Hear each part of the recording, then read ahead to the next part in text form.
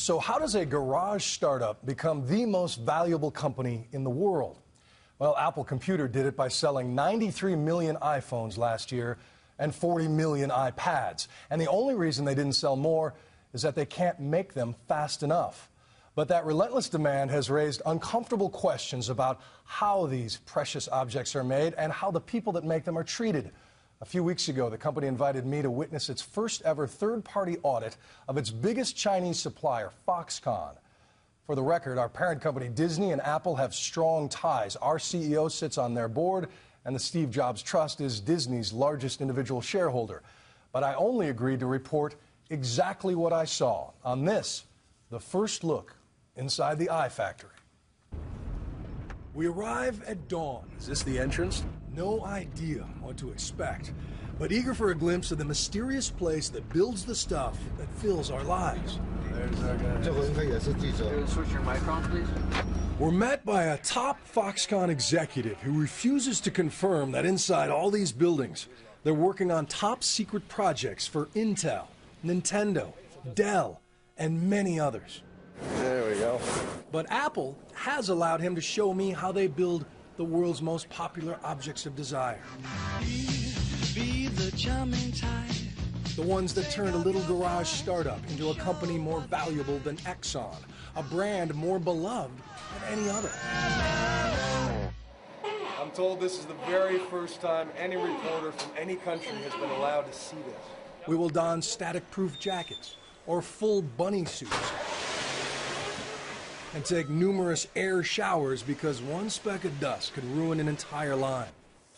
There is one obvious reason for Apple's legendary secrecy over the years. If the world sees this line, it might change the way people think in this line. Unlike any other product, the launch of a sexy new Apple gadget is a cultural event, and that cult following comes in part from a mystique cultivated brilliantly by Steve Jobs. It's really extraordinary, and I urge you to get your hands on one and see for yourself.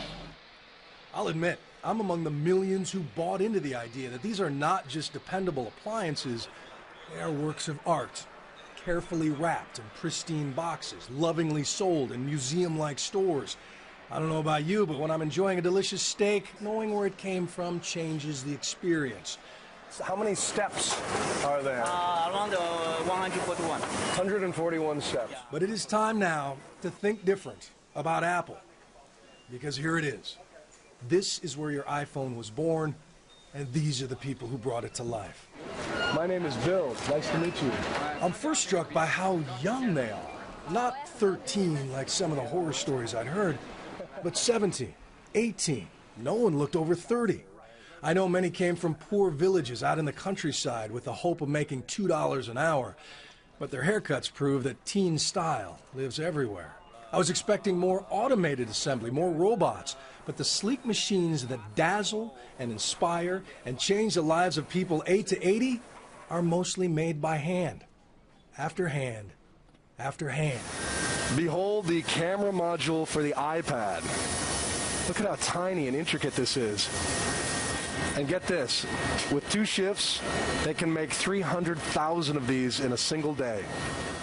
It takes around 5 days and 325 sets of hands to assemble an iPad, they tell me. And they can turn a raw hunk of aluminum into a sleek design, complete with the bitten Apple logo, at the rate of 10,000 an hour. At the end of this process, I find 27-year-old Xiao Ying, who carves the aluminum burrs from 3,000 apples every shift. What are you thinking about while you're working? A lot of times I think about how tired I am, the mother of 2 tells me. I think about resting. A supervisor will give the occasional order in Mandarin, but on this line, the machines do most of the talking. While the people work in silence. And they will repeat that motion and hear that fembot voice a few thousand times more before lunch. Their 12-hour shifts are broken up by 2-hour-long meal breaks when they march single file to a massive canteen and pay around 70 cents for a plate of meat and rice. If they eat fast enough, they can catch a few winks back at their spot on the line. The FoxConn executive tells me it's not exhaustion, but a Chinese post-meal tradition. So this is home. How long have you guys worked here and lived here? After 12 hours here, many head home to a nearby dorm room they share with 7 other workers. There is an internet cafe and a soccer field. They even offer classes in English and other studies. But most are here to work. Most left their families to work because back home, there are few good jobs. If you ever visit the FoxConn factory complex in Shenzhen, China, you cannot miss the nets. And it is hard to get them out of your mind when you leave. They are there to keep the people who build products for Apple or Dell or Nintendo from taking a deadly leap off a factory roof. And a FoxConn executive admits that without those nets and the suicide cluster that produced them, we wouldn't be looking inside the iFactory tonight. The suicide nets went up in the spring of 2010 when 9 FoxConn workers jumped to their deaths in the span of 3 months. A total of 18 employees took their own lives or tried to in recent years, and given the company's massive size, FoxConn's suicide rate is actually well below China's national average. One reason, Louis Wu, our executive host, said it took several months and several suicides before FoxConn and Apple were shaken into action. At the beginning is that we see a few suicides, but we didn't really see that there is a cluster effect. Until I think either the 5th or the 6th one. He says Apple's #2 man at the time, Tim Cook, flew to Shenzhen and helped assemble a team of psychological experts who recommended nets to make impulsive souls think twice before jumping. FoxConn also then promised to raise wages, and they opened this counseling center. And why do you think so many happened at the same time? There are many reasons, Counselor Yang Chunhui tells me. Of course, some has to do with management. But they had more to do with the new generation of migrant workers from the rural areas, their state of mind, and how they cope with society. Also, it's hard to make friends here, she says. But it wasn't just the suicides that caught the world's attention. An explosion hit a FoxConn plant in Chengdu. Last year, poorly ventilated aluminum dust led to 2 separate explosions in iPad polishing stations, killing 4, injuring 77. There is, in fact, one labor rights group in the country who claims that they tried to warn you about combustible dust before the explosions. Is that true? Do you have regrets about not doing more sooner? But you ask me, whether, we feel we could have done a lot more or better to avert that explosion.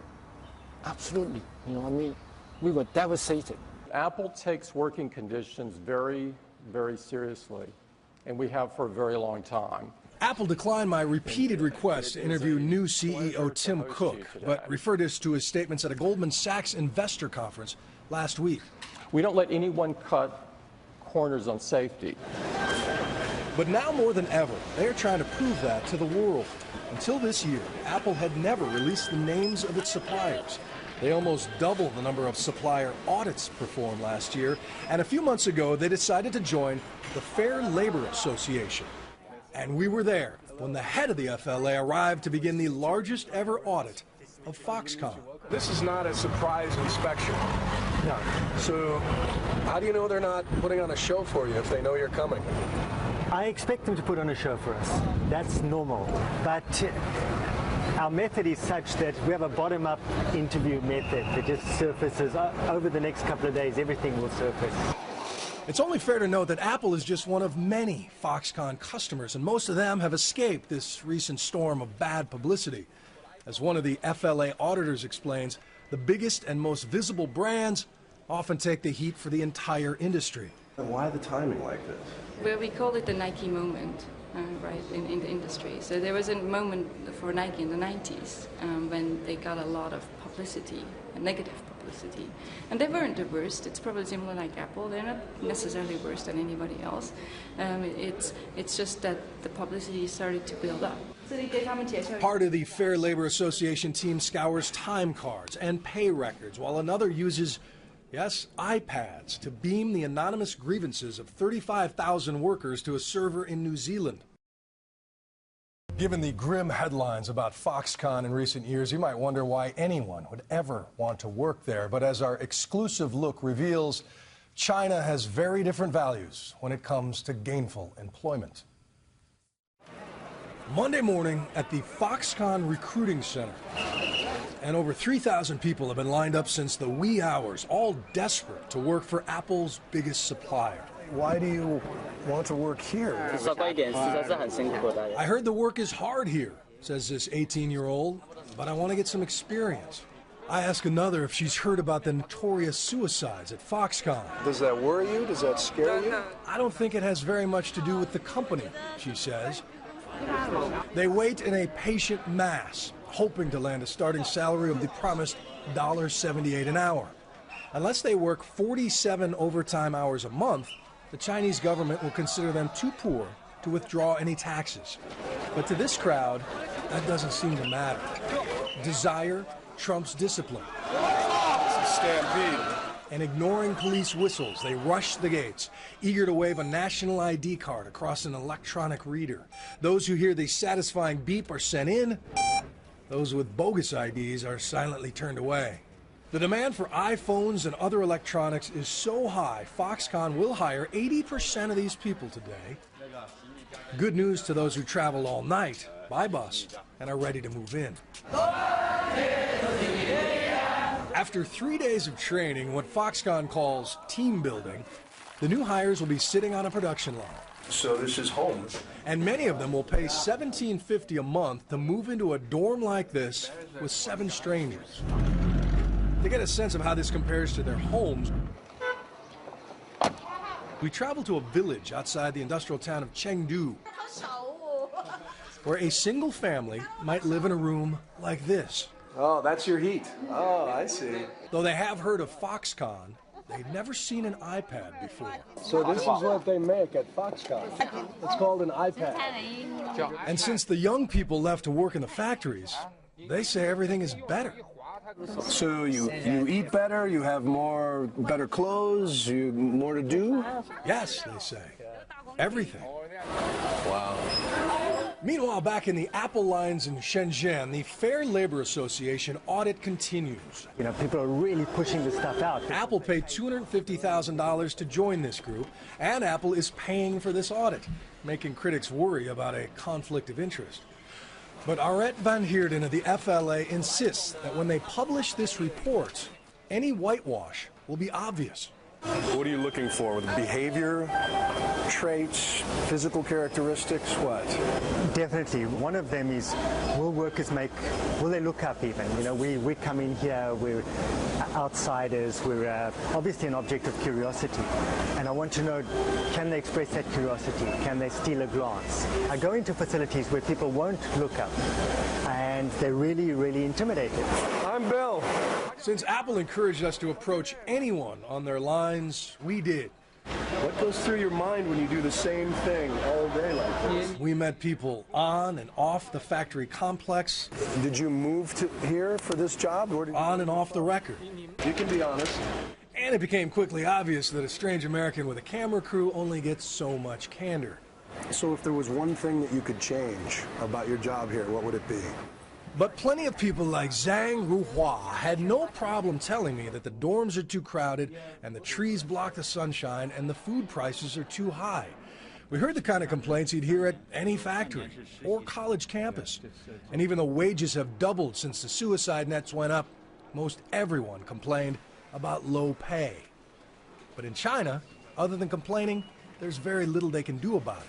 Right now, American-style unions don't exist here, but Louis Wu admits in the next few years they could take hold, and that would be major news. Because when 150 non-Apple Foxconn workers had demands in January, they went up to a factory roof and threatened to jump. What happened? Well, I think first of all, it's not because of pay.